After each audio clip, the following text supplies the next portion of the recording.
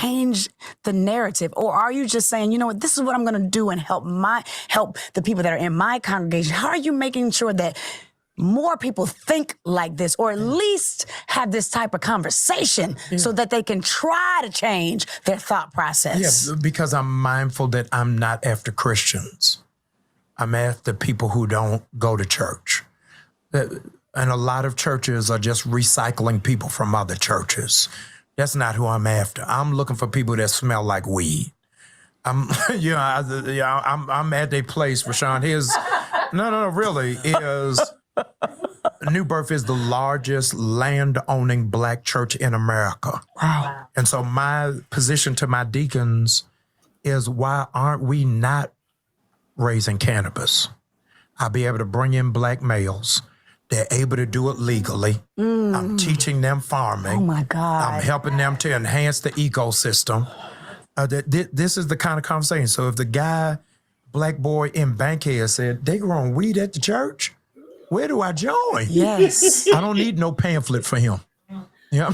Right. He coming in. And that's the group that I'm going after. Yeah. That's different. Yeah. You're different. But you've been different from the beginning. I think that's why God. But Christianity, Rashawn, is supposed to be different. But it's... We have made Christianity politically correct. That it is a puritanical gospel that is reminding of us of the 13 original colonies. Everybody got on a robe singing out of a folder. We sitting down at the appropriate time. We got to be out in time for brunch, where everything else has no real boundaries around it. Woo! So let me say something, because I'm a weed advocate, all that type of stuff. So what Pastor's saying, I agree to most of the stuff that he's saying about, like I said, I believe churches should start growing cannabis, making a side business, and also help teaching, especially our Black men, how to grow, and not just how to grow, the knowledge of it, the THC levels. Just really, really do your research and making sure they know what they're growing, if it's sativa, indica, hybrid, whatever. Not just they just growing weed off of weed. So they have to be, give them thoroughly knowledge of it. So hopefully, Pastor maybe get like a license or something, or get a certificate about this knowledge of weed, all that type of stuff. The only thing I disagree with is the people that smell like weed, especially smell like weed, because if you get that type of clientele, you know what they're gonna do? You say, hey, pastor's going weed at the church. You know what they're gonna do? They're gonna steal. They're gonna steal. If you're not like putting in an application for these Black men to actually like do an interview, that would be the best way to do it. So especially our Black community can learn how to do it. But if you just try to pick out people that just smell like weed, that's to me that's a bad thing to do, because either they're gonna if you're not giving the proper knowledge, they're just gonna steal and sell it on the corner, and you're gonna lose some money and profit. That's the only thing I disagree with that part. But the other things about churches, like especially him started to growing a farm, all that type of stuff, I 100% agree. I think churches need to do that. Like I said, there are health benefits of marijuana, not just for THC but also CBD. CBD is really, really popping, all that type of stuff. So so Pastor Jamal, I think he's doing something. Hopefully he can like I said, get the research done and make sure you're doing it properly. That's my quick take. But Jordan, I gotta give you some pushback, because at the same time, he's trying to get man in the church, probably because the church no longer relate to men anymore. It relates to women. Most of the people that's in church today is majority is women, because it benefits the women at the end of the day. It doesn't benefit the men. That's one of the reasons why the man is not going to the church. It don't have nothing to do with weed at all. Now, let's say be conformed to this world, but not be of the world. So at the same time, there's a lot of men that's saying, okay, for us to get people to come in the conversation, I gotta be like what the world does. That's what the scripture says. It's totally hypocritical on Jamal's case, because he is a pastor and a deacon. So I gotta give you a little bit of pushback on this, but now him by doing that, I agree with you too. It's gonna be more drug dealers. It's gonna be more gangsters. However, it's also gonna be more crime in the church as well because now people gonna know like, hey, they got weed in the farmland. We need some weed, so let's go and rob the church and let's go rob the congregation. And let's keep it real. Most churches today are not heavily protected. Now, Newburgh maybe, but not majority of the churches. So I think what he's doing now, he's playing a very dangerous game. Very, very dangerous game. Might put his church in a lot of harm.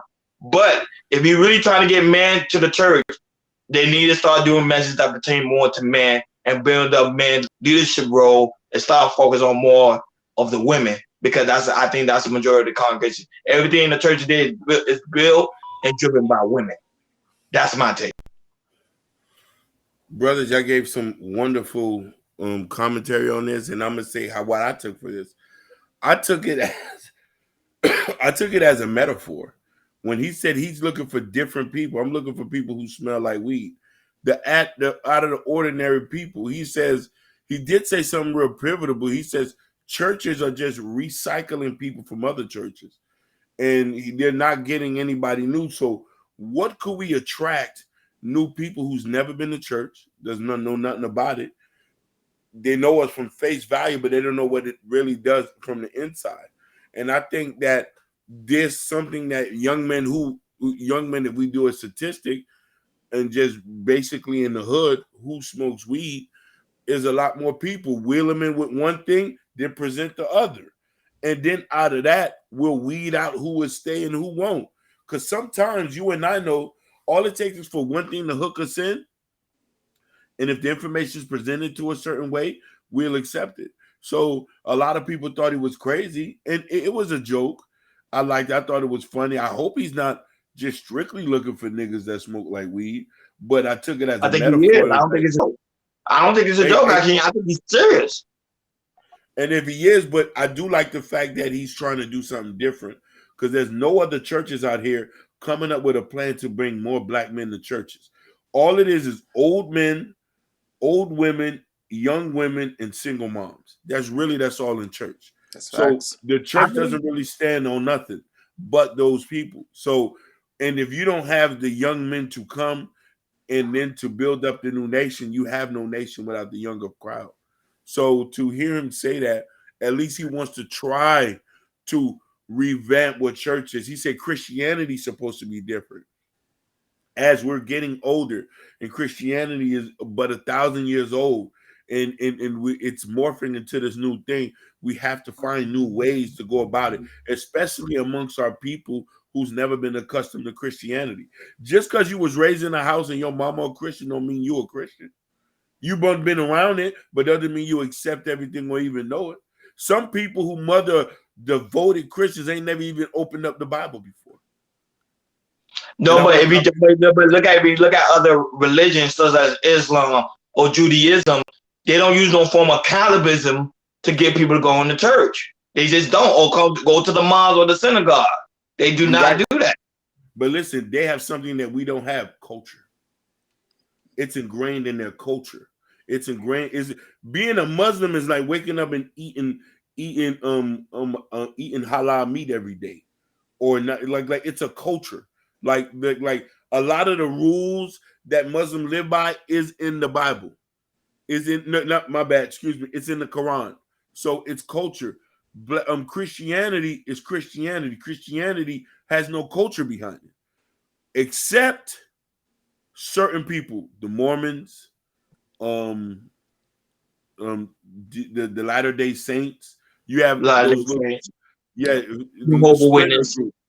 Jehovah Witness. There's culture in it because it's a way of life. Regular Christianity has no way of life. It's a free-for-all. You can go fuck somebody tomorrow and then come back and ask God to forget. Your Lord, I just committed adultery. Go say 3 Hail Marys and come back and you'll be okay.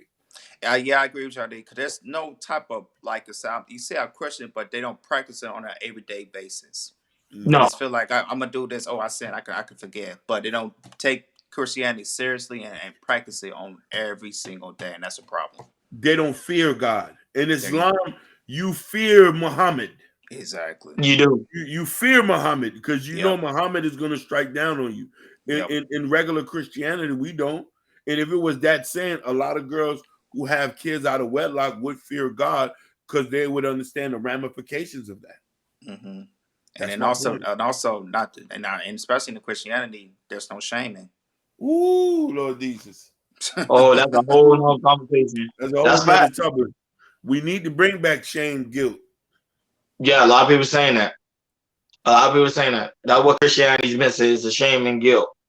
But Yep. at the end of the day, folks, you would like your take on it. What do you think about the passive decision? Do you think it's a great idea? Do you think it's a bad idea? Let us know what you think in the comment. And for all the new subscribers or people that have not subscribed yet, make sure you subscribe and hit the like button. And make sure you hit that notification bell on the right-hand side. We go live each and every Sunday, 7:30 Eastern Time. Thank you for tuning in to Culture Radio. We over and out. Peace. Peace. Peace.